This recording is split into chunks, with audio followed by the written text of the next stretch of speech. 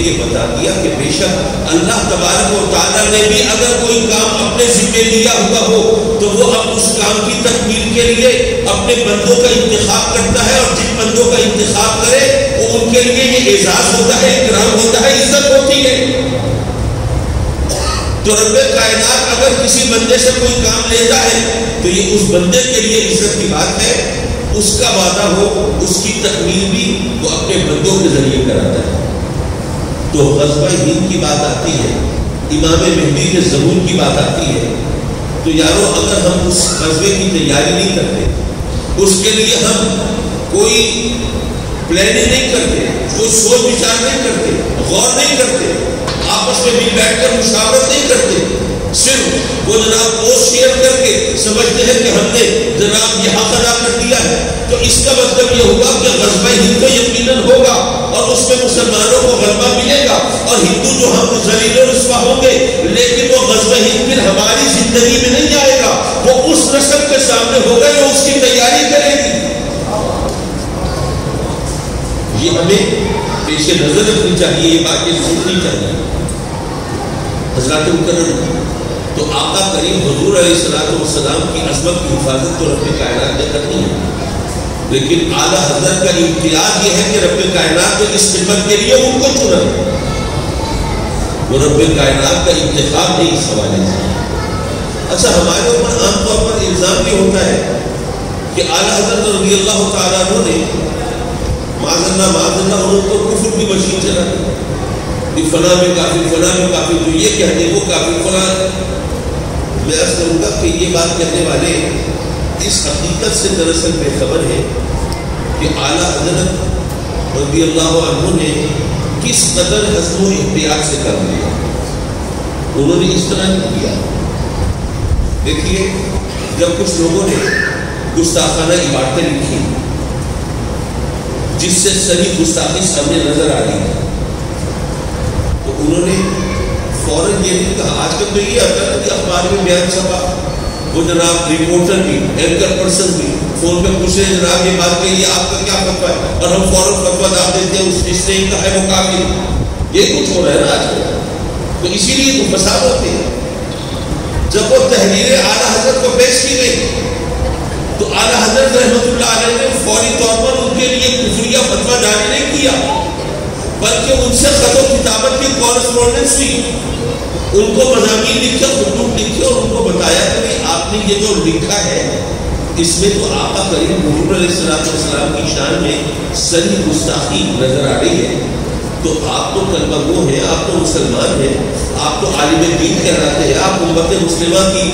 تعلیم و تربیت کا اہتمام کر رہے ہیں، تو آپ کے بارے میں ہمیں خوش فہمی یہ ہے کہ آپ تو ایسا کوئی کام نہیں کریں گے جس سے کوئی دائرہ ایمان سے خارج ہو جائے۔ آپ کو تو پتہ ہوگا کہ ایمان کی شرائط کیا ہے اور کس طرح کوئی کافر ہو جاتا ہے، کن باتوں سے وہ ایمان سے محروم ہو جاتا ہے۔ تو آپ نے جو عبارت لکھی ہے یہ تو ایسی ہے جو ایمان سے محروم کرنے والی ہے، تو آپ مہربانی کریں اس سے رجوع کریں۔ اعلیٰ حضرت کو خطوط لکھے،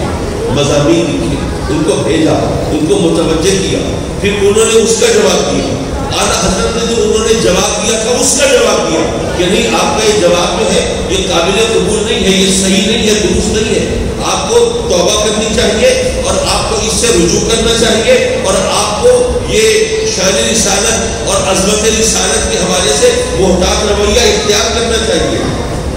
کئی بار جب سوال و جواب ہو چکے، کئی بار جب مضامین کا تبادلہ ہو چکا، کئی بار جب یہ سب کچھ ہو چکا اور اتمام حجت ہو چکا، تب جا کے اعلیٰ حضرت نے ان کی تکفیر کی، پہلے نہیں کی۔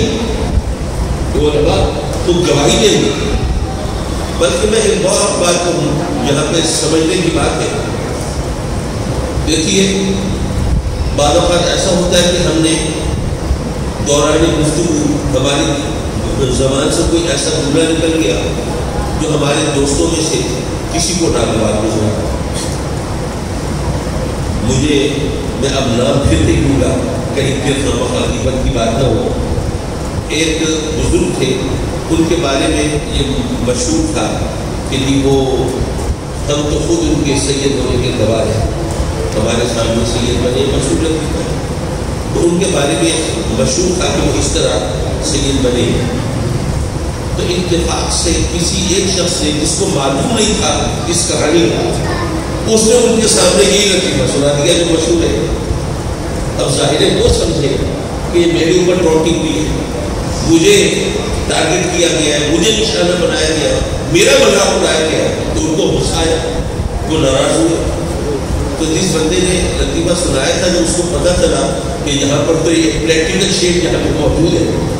تو انہوں نے پھر فوراً بات کی. کہا مجھے نہیں پتا تھا کہ اس قسم کی کوئی بات یہاں پہ ہوتی ہے، یہاں تو اس قسم کے لطیفے لوگ سناتے ہیں، میں نے بھی محفل سے سنا دیا، لیکن بہرحال آپ کی دل شکنی ہوئی، میں اس کے لیے معذرت خواہ ہوں، اور میں قسم کھا کے کہتا ہوں کہ آپ کی دل شکنی میرا مقصود نہیں تھی، اور مجھے اگر یہ بات پتہ ہوتی تو میں کبھی نہ کرتا اس طرح. تو لوگوں سے ہو جاتا ہے جب کوئی بات ایسی ہوئی، کسی کی دل شکنی ہوئی تو الفاظ واپس لے لیے، معذرت کر لی، ایسا اکثر ہو جاتا ہے. یارو اگر کوئی بات ایسی کہی گئی، کوئی لکھی گئی جس سے آقا کریم صلی اللہ علیہ وسلم کی شان میں گستاخی کا پہلو نکلتا تھا، تو جب کوئی متوجہ کرے تو ایک نیچرل ریئیکشن، ایک قدرتی رد عمل یوں ہونا چاہیے تھا کہ وہ لکھنے والا کہتا کہ بھائی سوری، میرا مقصد شان رسالت میں گستاخی بالکل نہیں تھا، میں تو سرکار کا غلام ہوں، کل میں وہ امتی ہوں، میں اپنے آقا کریم کی شان میں گستاخی کیسے کر سکتا ہوں؟ لیکن اگر میری اس تحریر سے گستاخی کا تاثر ملتا ہے تو میں اپنے الفاظ واپس لیتا ہوں اور اللہ سے توبہ کرتا ہوں. بھائی ایک سیدھا سادہ یہی جواب ملتا تھا. بھائی آپ سوچیے اگر آپ میں سے خدا نہ خواستہ کسی سے اس قسم کی کوئی بات ہو تو وہ فوراً یہی کچھ کرے گا، اس کے سوا تو کوئی قدرتی رد عمل بنتا ہی نہیں.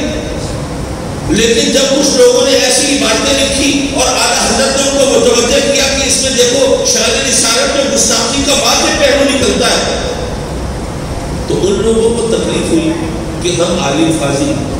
ہمارے تو علم کا مجھے ہوتا ہے، دنیا ہمارے علم و فضل کی وہ معتقد ہے، مانتی ہے، وہ طریق ہے. اگر ہم نے یہ مان لیا کہ نہیں ہماری تحریر میں ایسی کوئی بات آئی گی تو ہمارے لیے تو بڑی وہ سکھی کی بات ہوگی، شرمندگی کی بات ہوگی. اب وہ ڈٹ گئے یہ ثابت کرنے کے لیے کہ نہیں جناب ہماری اس تحریر کے اندر تو گستاخی کا کوئی پہلو ہے نہیں. میں اس کی ایک چھوٹی سی مثال آپ کے سامنے دیتا چلوں. جب یہ لکھنے والے نے لکھا نقل کفر نہ باشد، میں صرف سنانے آپ کو سمجھانے کے لیے کہہ رہا ہوں کہ جب لکھنے والے نے لکھا کہ نماز میں آقا کریم حضور علیہ الصلوۃ والسلام کا خیال آنے سے بہتر ہے کہ گدھے یا بیل کا خیال آتا ہے، تو ظاہر ہے کہ تحریر ایسی تھی کہ جب شروع میں تحریر سامنے آئی تو جو بھی مسلمان تھا پڑھ کے لوگ کھڑے ہو گئے، یہ لکھنے والا کون ہے؟ یہ مسلمان ہے کیا؟ یہ کیا کلمہ پڑھنے والا ہے؟ یہ کیا عالم دین ہے؟ کیا اس کا دماغ تو خراب نہیں ہو گیا، پاگل تو نہیں ہو گیا؟ یا یہ کافروں نے کوئی مسلمانوں کا بھیس بدل کے کوئی بندہ کو نہیں دیا؟ تو اس پر بہت سخت لیتے ہوئے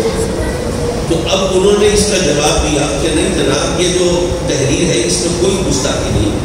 بلکہ اس میں تو آقا کریم کی عظمت بتائی گئی ہے. اچھا وہ عظمت کیسے بتائی گئی ہے؟ جواب دیا کہ بات دراصل یہ ہے کہ نماز ہے اللہ کی عبادت، تو اللہ کی عبادت کے دوران تو اللہ کی عظمت کا ذکر ہونا چاہیے، اس کی شان، اس کی بڑائی، اس کی کبریائی. لیکن اگر کوئی نماز کے دوران نبی کریم کا خیال کرے گا تو نبی کریم تو اللہ کے نبی ہے، تو ان کی عظمت و شان کا خیال آئے گا. تو اللہ کی عبادت کے دوران کسی اور کی تعظیم، کسی اور کی عظمت کا خیال، کسی اور کی شان اور مرتبے کا خیال دل میں آئے، یہ تو پھر ٹھیک نہیں ہے نا. جو گدھے یا بیل کا خیال آئے گا تو عظمت سے تو نہیں آئے گا، شان اور مرتبے سے تو نہیں آئے گا. تو گدھے یا بیل کا خیال آئے تو شرک کا اندیشہ نہیں ہوگا، لیکن اگر نبی کریم کا خیال آئے گا تو شرک کا اندیشہ ہے. نماز عبادت اللہ کی ہے اور تمہارے ذہن میں تصور میں نبی کریم کی عظمت کا خیال گردش کر رہا ہے، یہ کہیں شرک کی طرف نہ لے جائے. تو اس لیے انہوں نے کہا ہے کہ جناب گدھے یا بیل کا خیال آنا بہتر ہے نبی کریم کا خیال آنے سے. اب یہ بات اتنی بے تکی ہے، ہر شخص سوچ سکتا ہے کہ اسی نماز میں ہم کہتے ہیں نا السلام علیکم ایھا النبی، تو جب ہم سلام کریں گے آقا کریم کی بارگاہ میں تو خیال آئے گا یا نہیں آئے گا؟ تو کیا اللہ کو نہیں پتا تھا کہ میرے بندے جو ہیں وہ نماز میں میرے محبوب پر سلام بھیجیں گے تو خیال بھی آئے گا. تو کیسے ممکن ہے کہ وہ عظمت کے بغیر آئے؟ تو رب کائنات نے جب نماز میں اپنے محبوب کو سلام رکھے، اور ظاہر ہے کہ نماز میں کسی اور کو تو سلام کرنا ممکن ہی نہیں، تو آقا کریم کی بارگاہ میں سلام پیش کرنا یہ تو سرکار کی عظمت کا ایک اور چمکتا ہوا نشان تھا.